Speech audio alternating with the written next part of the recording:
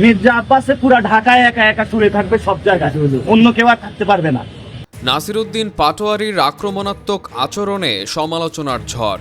ঢাকা ৮ আসনের নির্বাচনী প্রেক্ষাপটে জাতীয় নাগরিক পার্টির মুখ্য সমন্বয়ক নাসিরউদ্দিন পাটোয়ারির একের পর এক বেফাঁস ও আক্রমণাত্মক মন্তব্য রাজনৈতিক বিতর্ক তৈরি করেছে। আপনি কোথায় এত জমিদারি পাইছেন সেই কোশ্চেনটা আমি রেখে গেলাম।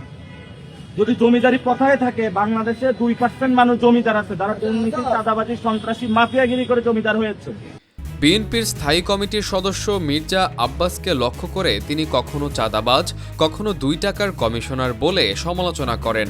প্রকাশ্যে এমন আক্রমণাত্মক ভাষা ও অপেশাদার আচরণ সাধারণ মানুষ ও রাজনৈতিক বিশ্লেষকদের মধ্যে উদ্বেগ সৃষ্টি করেছে।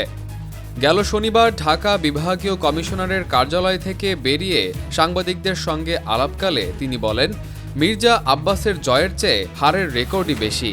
একই সঙ্গে দাবি করেন আসন্ন নির্বাচনে শাপলা-কলি জয়ী হবে। ভিডিওতে দেখা গেছে তিনি বক্তব্যের সময় ভঙ্গি ও ভাষা ব্যবহারে তীব্র আক্রমণাত্মক। স্থানীয়রা জানান, এমন আচরণে তারা বিব্রত বোধ করছেন এবং সাধারণ মানুষও হতবাক। কেন একজন রাজনৈতিক নেতা প্রকাশ্যে এমন আচরণ দেখাচ্ছেন? মানুষ 12 তারিখে রায় দিবে। রায় দেওয়ার পরে ওনার বাসায় আমি বিজয়ী হয়ে ইনশাল্লাহ বিরিয়ানি নিয়ে এবং চা নাস্তা নিয়ে যাব। সিনিয়র সাংবাদিক ও রাজনৈতিক বিশ্লেষক মোস্তফা ফিরোজ পাটোয়ারির কর্মকাণ্ড নিয়ে প্রশ্ন তুলেছেন। যেভাবে বডি ল্যাঙ্গুয়েজ যেভাবে শো করতেছে, চাঁদাবাজ থাকবে না, এখান থাকবে না, এটা তো বলার দরকার নেই। বিশ্লেষকদের মতে মির্জা আব্বাসের মতো অভিজ্ঞ রাজনীতিকের সঙ্গে সরাসরি টক্করে নামার সময় নাসিরউদ্দিন পাটোয়ারির আচরণ কি রাজনৈতিক কৌশল নাকি দায়িত্বজ্ঞানহীন উস্কানি? বিশ্লেষকদের মতে একজন নেতার জন্য এমন প্রকাশ্য আক্রমণাত্মক ভাষা ও আচরণ দায়িত্ব ও শালীনতার পরিপন্থী এবং এটি ভোটারদের কাছে নেতিবাচক বার্তা পাঠাচ্ছে। এর আগে জামায়াতে ইসলামী নিয়েও তির্যক মন্তব্য করেছেন পাটোয়ারি।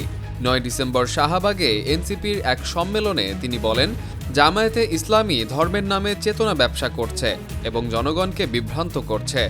অতীতে তারা ধানের শীষ প্রতীকে নির্বাচন করেছে, এখন নতুনভাবে রাজনৈতিক পাখনা গজিয়েছে।